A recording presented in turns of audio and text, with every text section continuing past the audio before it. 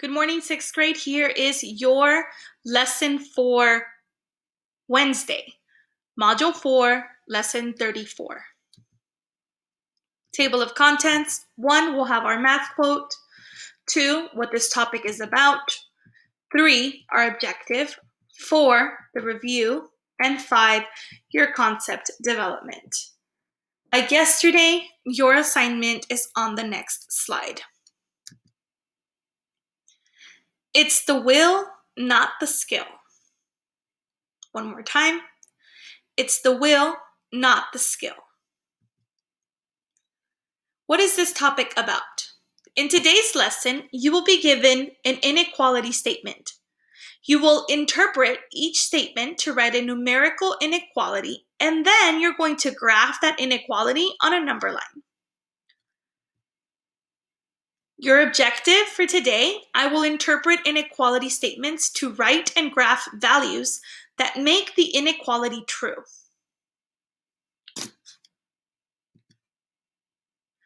Let's review.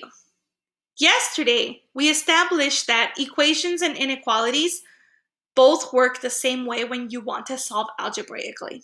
So, in this case, to solve this inequality, because there is a less than sign, I need to still use the inverse, which is subtraction, and I'm going to subtract 9 from both sides. That leaves b by itself. B is less than 6, and a number less than 6 in this case can be 5. So I'll substitute b with 5, and 5 plus 9 is 14, which continues to be less than 15. For your concept development, we're going to review a couple of inequality signs. We're going to start with the less than sign. Notice how there is an open circle next to it. I'll explain a little bit more in just a second. This sign means less than, fewer than, or under. Those are all different ways to interpret this symbol. We also have greater than. Again, notice how there is an open circle next to this symbol. And some ways we can interpret this is more than, greater than, above. Next, we have less than or equal to. Now we have a closed circle next to it. And this symbol can be interpreted as less than or equal to, at most, maximum. So even though it's a less than or equal to sign, it is still at most because that is the most we can have. Everything has to be less than that. Or maximum, right? This is the maximum that I can have. Everything else has to be less than that. And the last symbol that I want to go over is greater than or equal to, again followed by a closed circle, and this can be interpreted as greater than or equal to, at least, so I need this much or more, that's why it goes with the greater than or equal to symbol, or a minimum of. Okay? So let's begin. The first thing we need to do based on today's objective is we need to interpret. So let's look at statement A. Caleb has at least $5. The inequality statement is at least. Remember that I said at least means I need this much or more.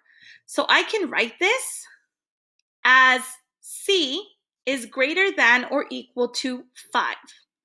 I chose the variable C because we're talking about Caleb and his name starts with a C, right? So he needs at least those $5 or more. So C is greater than or equal to 5.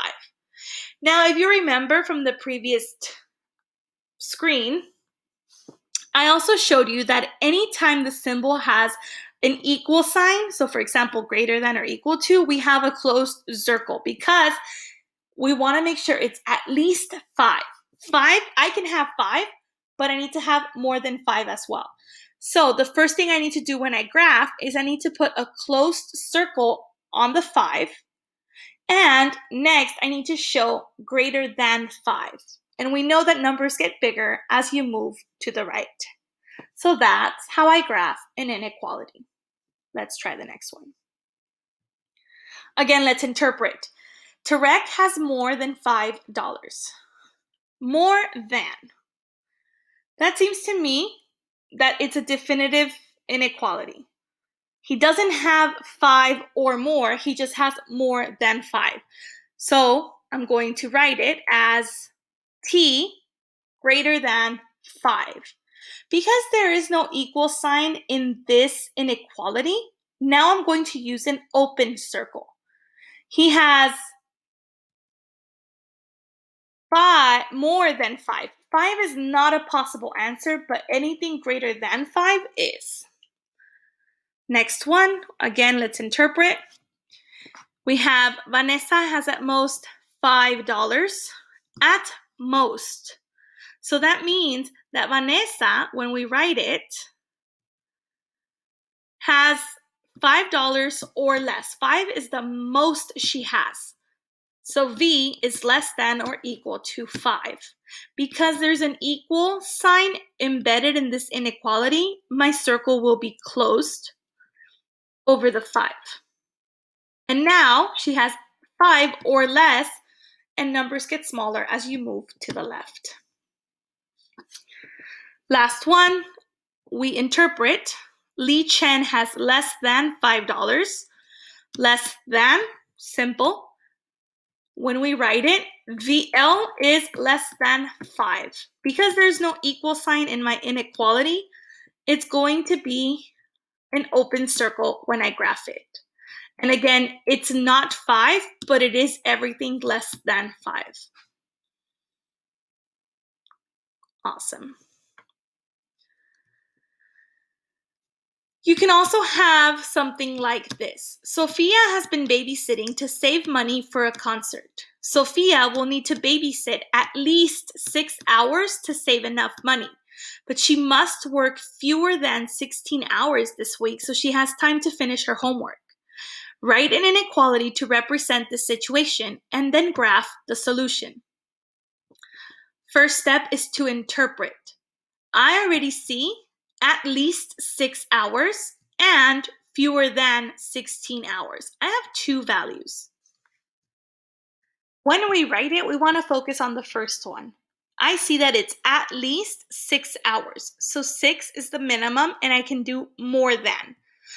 I'm going to say that the variable, which in this case is S, is greater than or equal to 6. I chose S because it's the first letter of Sophia's name, right? So S is greater than or equal to 6. But there's a second inequality. She must also work fewer than or less than 16 hours. So S is less than 16. Now, it's the same problem. So when we graph the solution or this inequality, we need to do it on the same number line. So let's graph it. I have a number line and I've scaled it by 2. The first thing I want to do is I want to graph the first inequality. Because my inequality symbol has an equal sign, I'm going to have a closed circle over the 6. Bam. Then I have a second inequality. S is less than 16. Because there is no equal sign, it's going to be an open circle over the 16. Now I have a closed circle over 6 because it's at least 6 or more, but no more than 16. So my next step is to connect both. Now I've graphed the solution. Sophia can work anywhere from 6 hours all the way to 16, but not 16. Don't forget to log on to office hours if you have questions.